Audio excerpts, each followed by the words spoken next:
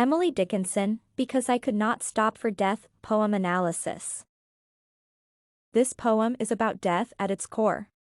Throughout the poem, the speaker comes to terms with the transition from life to death. Dickinson's main preoccupation is the journey to death. When death picks up the speaker for their carriage ride, they go along a country road where the speaker can see children play and marvel at the beauty of nature. The speaker's trip to death is depicted in these images, which explain what death means to the speaker of the poem. On the other side, this poetry explores the process of coming to terms with mortality and how it is unavoidable. By the poem's final stanza, the speaker has come to terms with the fact that her life is coming to an end.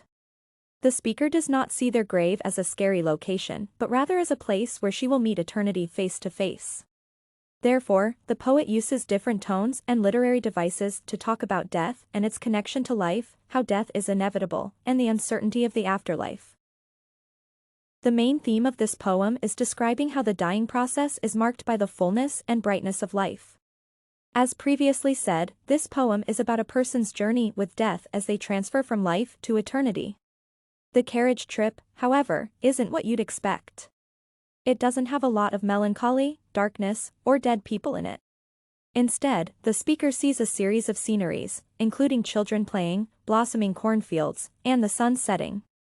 Each image represents a different life stage. The children represent childhood happiness and pleasure, the sinking sun symbolizes life's twilight years, while the grain indicates adult productivity and growth. As the poet passes away, they can relive these quiet and happy times. In this sense, death is as much about continuing to live as it is about arriving at your final resting place.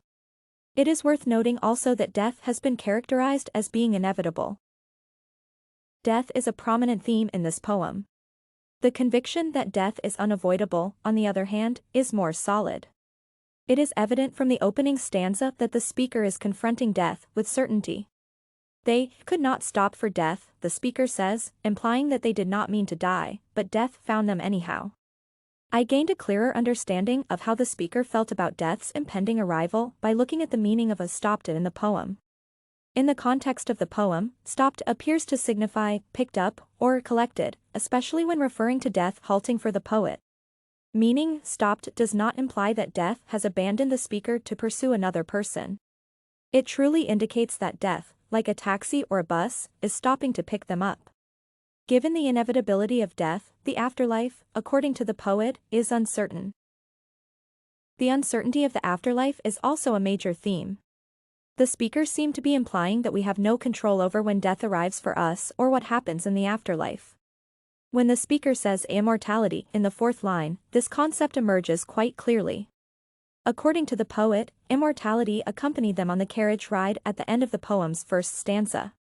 On their way to the speaker's house, death must have picked up immortality. The poet does not mention immortality again after the first stanza. This could indicate that the speaker, like me, is wondering what immortality will do after the carriage trip, which finishes at the speaker's grave. The tone of this poem is distinct. The tone of the speaker's voice is calm and measured. She is aware of the events unfolding around her, yet they do not overly impact her. This is maintained throughout the first few stanzas until the speaker approaches death. Things start to alter a little as the tone darkens. This is demonstrated by words like chill and quivering.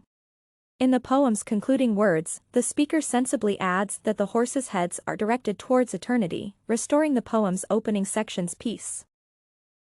Dickinson employs literary techniques such as personification and allusion. One of the most evident methods used in this poetry is personification. It happens when a speaker combines the characteristics of a creature or item that isn't human with those of a human being. From the first verse on, death is eloquently personified. He portrays the poet's suitor, persuading her to board the carriage and accompany him on his journey into the unknown. He is polite and kind. On the other hand, allusion is a phrase that is intended to evoke a specific thought in your mind without explicitly stating it. Although it is not explicitly stated in the poem's verses, the author is thought to be in some type of afterlife, most likely the Christian concept of heaven. The fact that it isn't mentioned explicitly allows for many interpretations of the type of reality in which the speaker is currently immersed.